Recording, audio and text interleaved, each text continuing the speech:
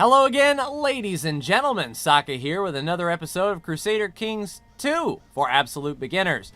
Unfortunately, my recording software on the last episode had other plans, and I played for about 35 minutes, mostly on speed 3 and 4, trying to get this claim. So in the grand scheme of things, you haven't missed much, but upon game loading, we can see we can righteous imprison someone. Ida de Bologna. We have a 100% chance based on our state intrigue.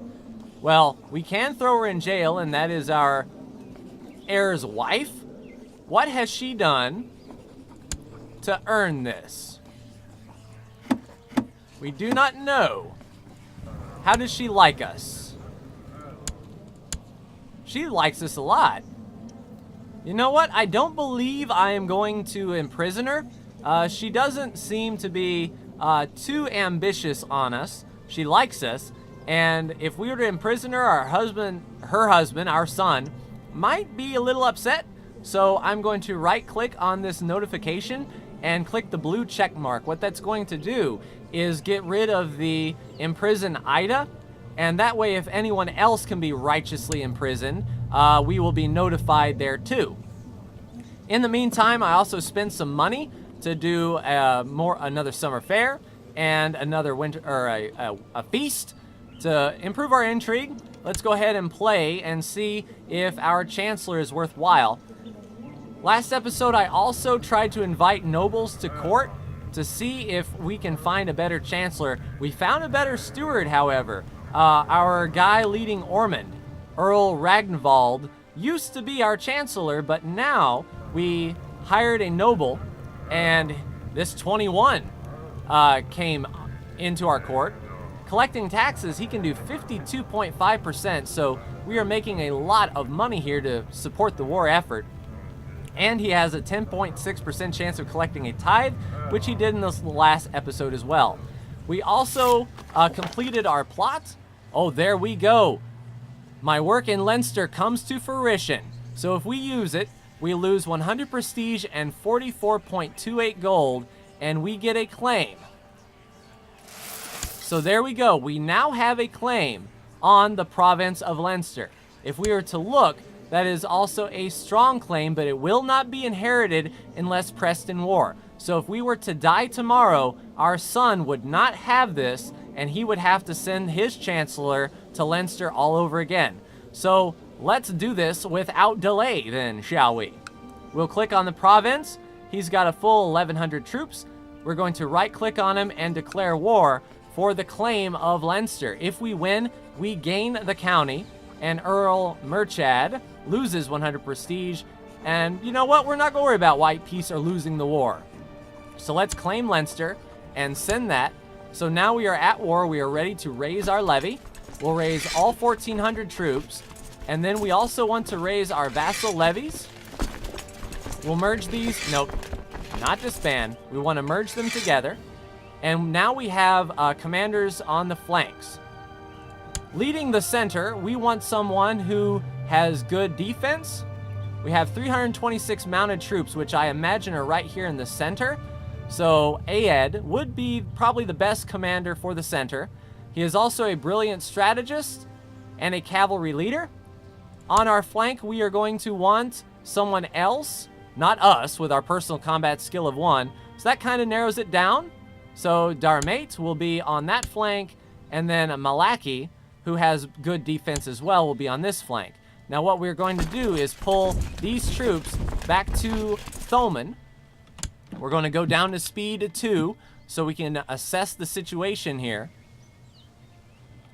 and get our troops together. Now when we move out, these 1,100 troops may move into Ormond, or they may stand fast there. So hopefully, all right, so they're at 1,800. They're starting to move. He is going to arrive in Ormond 14 June. We are going to be gone by then. So those 200 troops will not be caught out. We'll merge them up. These troops will be in Thoman on the 4th of June. 3 and 4. Let's merge them up. So now we have a decision to make. We have half morale. 52%. Looking at their morale, it is comparable. So we could go ahead and just try to smash them, or we could sort of pad our morale and wait and get our troops, you know, nice and happy. So I think that's what we're going to do.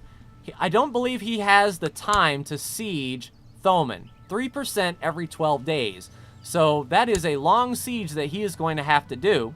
And we can relieve that siege once we are fully moraled up. So let's go up to speed 4. Get our morale up to 100%.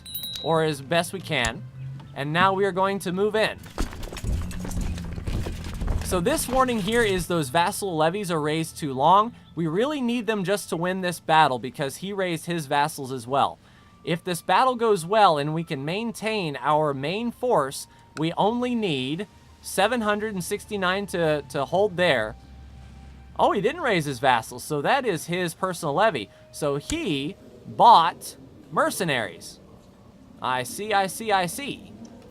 All right, so let's keep it going. Let's go speed 2 just in case he does decide to hire mercs or the like. And we are going to engage. They don't have a commander on this flank, so this flank will be worn down pretty quickly.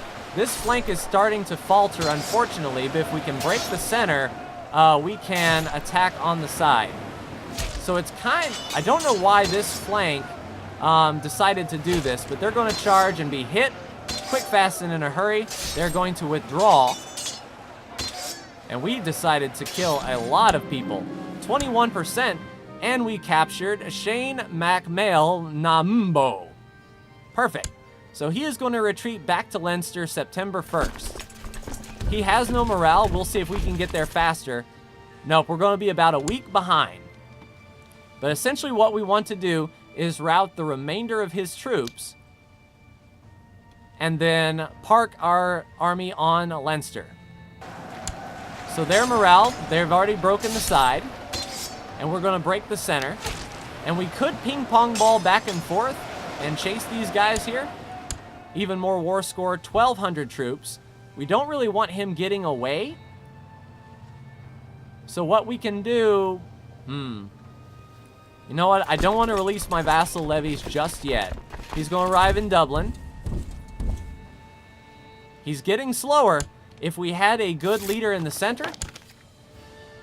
Oh, our kinsman, Tag Mac Torridback. Our wife is trying to kill her. Well, the plot is exposed. Can we ask our wife nicely to end the plot? Nope, we can't. Well, wives are going to be wives, am I right? All right, let's go to Dublin. That's where he's retreating to. Once we get his army low enough that he can no longer siege our holdings, then we can approach him quickly. They don't have a general. Let's see how many troops he has. 1,139, and he's ping-ponging to Leinster. Let's follow him there. And I believe we will start engaging the siege then at that time. We want to sort of end this war. We've got 33% war score from battles, but we need to start sieging some of this stuff down. So we're not losing that many troops in the grand scheme of things. We're definitely... Oh, wife is pregnant, more prestige.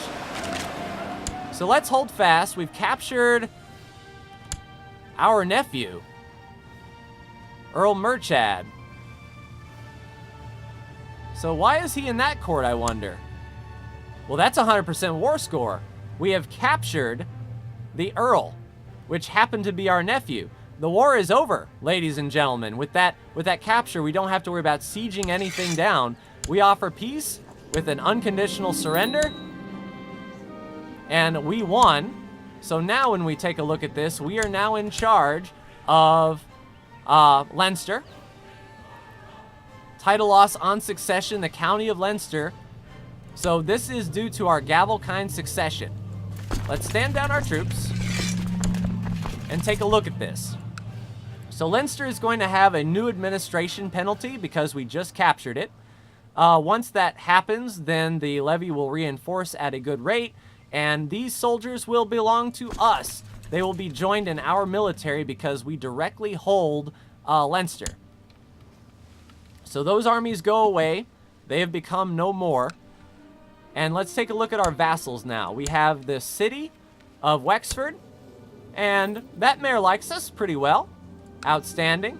And we have another bishopric, And that bishop likes us, Alright, so here's what I want to do now, for sure. What I would like to do is now send my court chaplain over here to improve religious relations with his lord, me. So now, our court chaplain, Concobar, is going to talk to the bishopric of Ferns, specifically Armgade, and say, you know what, that guy ain't so bad. Now, this will go down over time, which is fine. Now, the title loss on succession means that if we were to die, it would be split. So, Donag would get Leinster. Brian would get Thoman, Ormond, and Desmond. The things that he wouldn't. He would just get the title of Munster, including Thoman, and he would not get Leinster. Donchad would.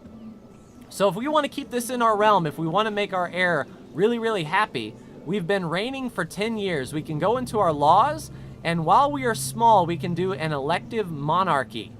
So that is a vote between all of the vassals on which family member is going to inherit. And, let's see, I believe the elective monarchy, elective gavel kind, destruction of titles is not allowed, so we can destroy titles here. The oldest child of the ruler inherits all titles, so that takes the election out. But if our oldest child is a nincompoop, then we kind of want to say in who's going to be elected.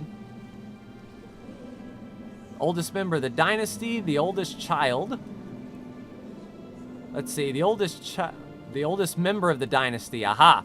So seniority is aunts and uncles, brothers, sisters. Anybody who, like if we had a brother, they would inherit before our sons because they're older. To keep our kids happy, because we have a lot of kids, we want kid focus. The oldest child inherits all titles, so that would make our heir, Brian, really happy, and he would hold on to all of the land that we have acquired, which would not be bad at all. The elective monarchy, the king can nominate the successor. Very popular with the vassals, but they do not approve if their liege personally holds too many titles. Tanistry is when the ruler and the vassals nominate an heir. And this one, I believe, holds all. And the youngest child inherits. We definitely don't want ultimogenitor. I believe for now, from themselves and legitimate children and siblings of the ruler, or just go primogenitor and take out all of the guesswork. What that will do is all of our children then would have a target on the back of our heir, but not really us. But I believe for this first go, we'll pick Tanistry. So we are going to be succession by Tanistry, and now we can nominate a successor. So right now, all of our vassals are voting, and they're voting our cousin. Okay, fascinating. You know what? We can throw that into the hat as well and vote for him as well. So now if we die, Tordback will get it. Now, of course, Tordback will now be the center of a lot of, let's say, a subterfuge from children trying to get rid of him. But, you know, we won't lose our titles. We do have an unlanded son, however, so Brian expects a bit of land now. We could give him a county to rule, or a city, let's say. Let's see, which mayor doesn't like us? 38. The mayor of Oman, let's see, the Duke of Oman likes us a lot.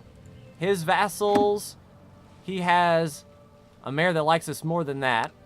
Desmond, he's okay. What we don't want to happen is our son, who is pretty ticked with us as things go. If we look at our family here, he's at negative 46 now because of the law change and the Tanistry succession and all that other stuff, and he's envious. So he doesn't like us as of now. So we don't want to give him a whole lot of troops to rise up against us with. So we don't want to grant him like a ducal title until he really likes us. I wonder if we could ask the mayor. Let's see. So we can't assign that.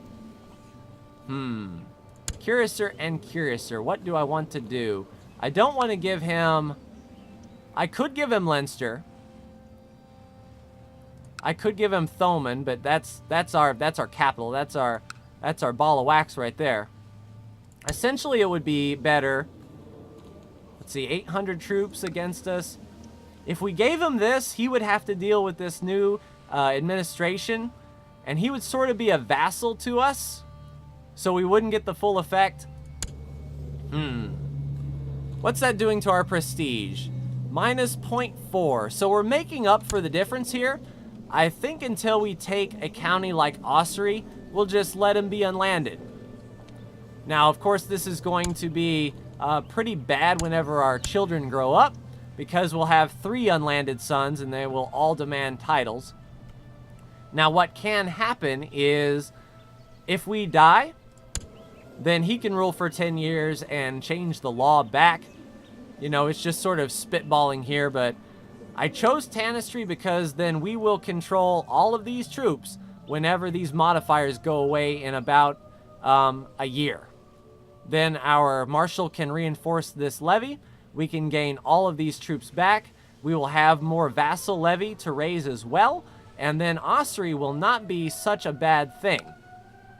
Then we can actually press that claim for that courtier that we have and give that one to, say, our son.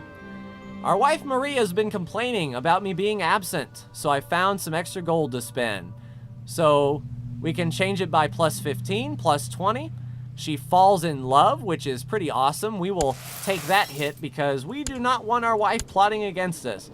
So even though that she is a lover, she is upset and outraged by the succession law. Ooh, a military training ground has been built in Leggett. Outstanding. So that's one thing that I haven't talked about in this playthrough is personal domain improvements. So because we own the county of Thoman and we own now the county of Leinster, we can click on this this picture here and see what we can build. So we can build castle fortifications and get a higher fort level, or we can save up some money and increase our levy size, our tax income, and fort level. But we need improved keeps, at least 4, so that's technology. But you can see what we can buy if we have the disposable income to improve this settlement. All right, so for now, what I'd like to do is go speed 3. Hopefully we can get through some of these bad modifiers. 22 October and 20 April. So we have a year on the new administration, and we have just a few months until the levy size. Of course, the garrison will grow. Now, what we want to do is start fabricating a claim now on another place. Our chancellor has done his duty. Where is the next title we can go? If we look at our de jure duchies, we can see that Leinster is a duchy, and we need both of these to become the Duke of Leinster. That's, you know, going through Ossory, which we don't have the manpower to do. We also need both Dublin and Kildare to form the Duchy of Meath, which might not be bad if these guys are pretty weak. And in fact, only 600 troops in his levy right now because I guess he was fighting a battle. We can sort of shore up these coastlines and make a charge. It's all counting for the Kingdom of Ireland. So if we were to look at de jure and we look at the Kingdom of Ireland, we need the Petty Kingdom of Munster and Connacht, which are the titles that have been created. Then we need to sort of create these titles that do not exist. And then once we get more than 50% of this landmass taken, then we can form the Kingdom of Ireland and then get claims there to start steamrolling. So if we were to look, indeed, 639 troops compared to 1,300. I believe our Chancellor's business is now heading to Dublin to fabricate there. We can hold one more plot of land in our domain size without going over our limit, so I think that would be pretty good. Alright, so he's fabricating that claim. We want to save up some more money and more prestige to fabricate that claim with. Oh, so our heir died. So voting will now take place. He died a natural death at 68 years old. It was to be expected. We also have an open Chancellor position, and Ida isn't as good as this other guy, unfortunately. But she's going to have to do. She's got a 10% chance. We need to try to get someone else in our court that has good Chancellor skills. We could have looked to see who had a claim on Dublin and Kildare and if they had a good Chancellor skill, but we now have another son. Holy cripes at the sons. All right, so we look at our successor nomination.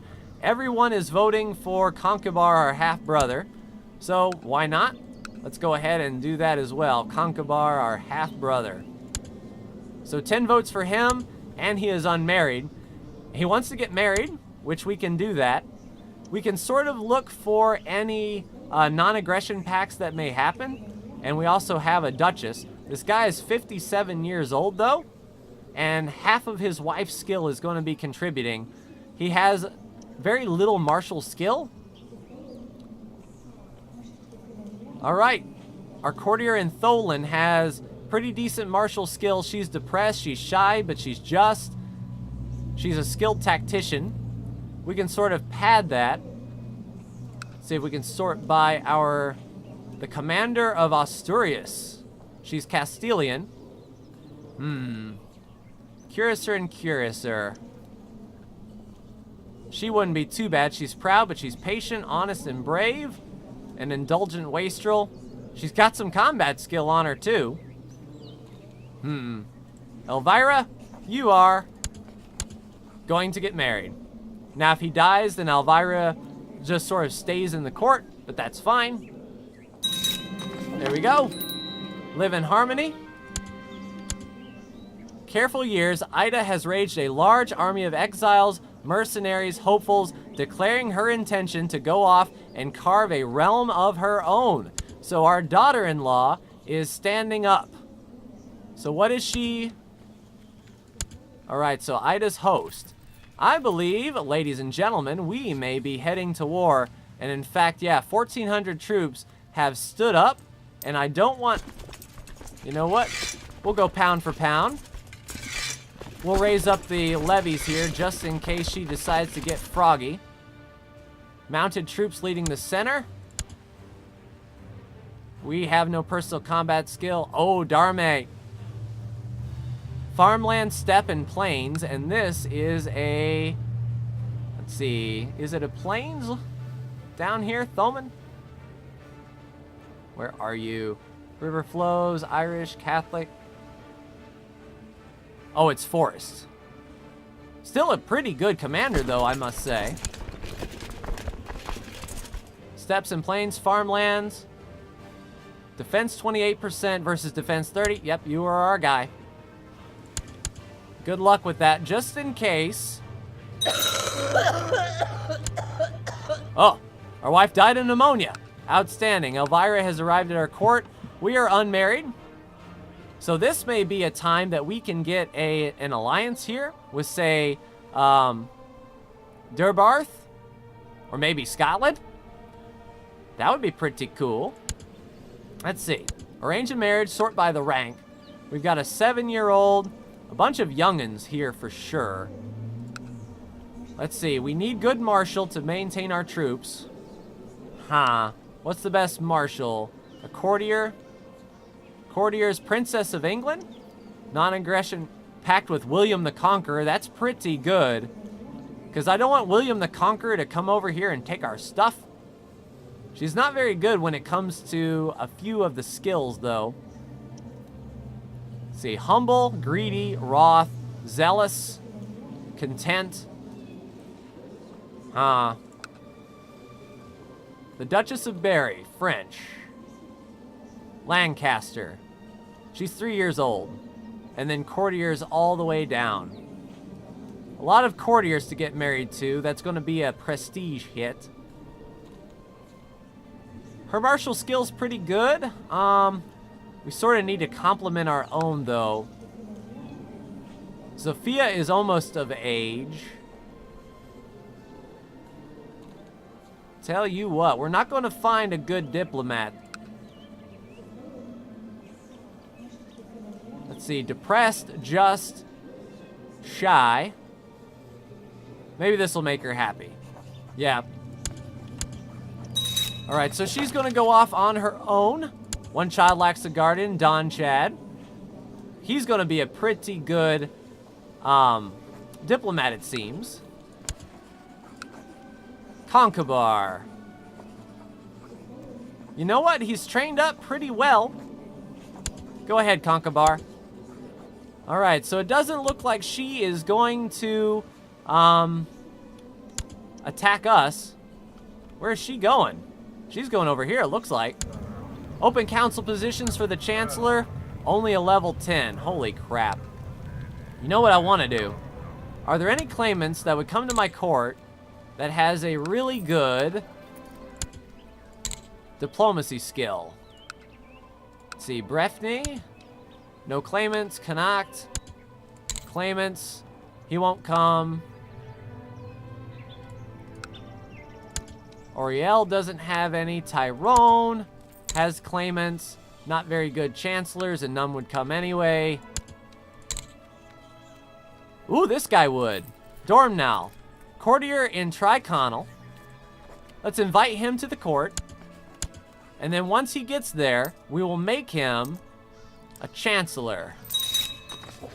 Alright, he will join our court forthwith. Lathier, and it looks like he's brought a whole bunch of family members. Now, Domnall, you're going to be our chancellor. And now you're going to continue to fabricate claims in Dublin, if you please. What's his chance? 14.24. Pretty good stuff.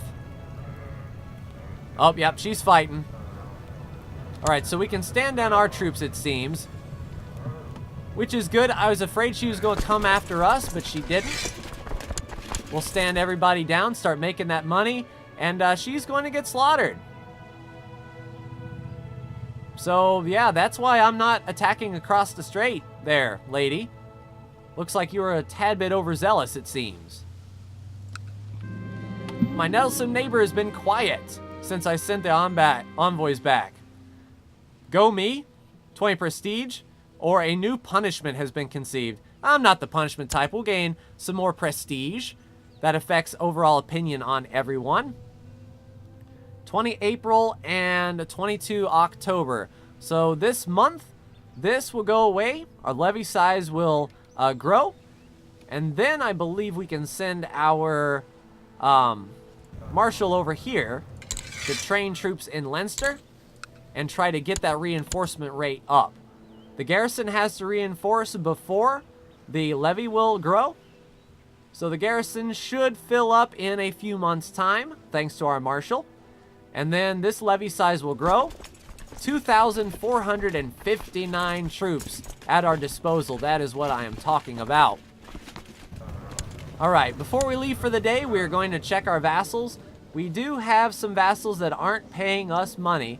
This guy can be swayed if we just send him a gift of $22. We'll get his opinion high enough to start paying us. So now Bishop Tola is paying us. Bishop Arnald, however, in Leinster is not feeling it. That's why I have our court chaplain over here to spread the good word, to say how good we are. All right, so Dublin is trying to recover its levy size. So are we. We're recovering our troop count here. So Thoman's at 1,100. This can be at 1,300. We might actually consider moving our capital here, which will grant even more awesome stats. We can do this once in our lifetime, and let's be honest, we're not going to live that long. All right, technological advances. So we've improved our heavy infantry, and that is the bulk of our force. So why not invest in more heavy infantry to get that big pack of punch. Then we'll take a look at the tax base here. So county taxes are at 61. So it's good that we're collecting taxes here in Thoman. And we're just sort of waiting for this April to come around. 20 April. Do we have to select a new county? Or is this a year off? There we go. So now we can get 1,689 troops at our disposal. And because it's a capital county, we're reinforcing at 50% more. Because our martial skill is high, we're getting 5% more. And because our marshal is training troops there, the levy size goes up and the reinforcement rate is 85% higher. So Leinster's troops are going to fill pretty well, which will set us for our war with Ossory. Once again, we are researching, which you didn't see, but in the last episode we picked an intrigue focus. So we've gained another intrigue to help our backstabbiness. But once we take Ossory, we'll have enough troops. Hopefully this guy will spend his money, but we should have enough military once we're full up to sort of corral them and then move into Ossory and take advantage of that. All right. So Bishop Amalg has been taught how awesome we are. He's up to 45. Looking at the Pope, now he is just a mere gift away of 20 gold. And now he likes us more than the Pope. He's going to start sending us money. And now our gold balance is going to skyrocket. Outstanding. So I'm feeling pretty good about where we are now, ladies and gentlemen. Pretty productive episode. We captured Leinster for ourselves.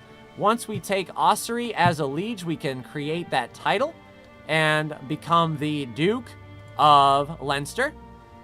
And then, shoot, it's on from there. Fabricating on Dublin, it'll be a good time.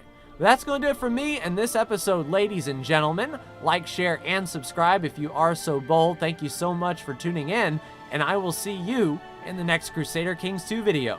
Take care.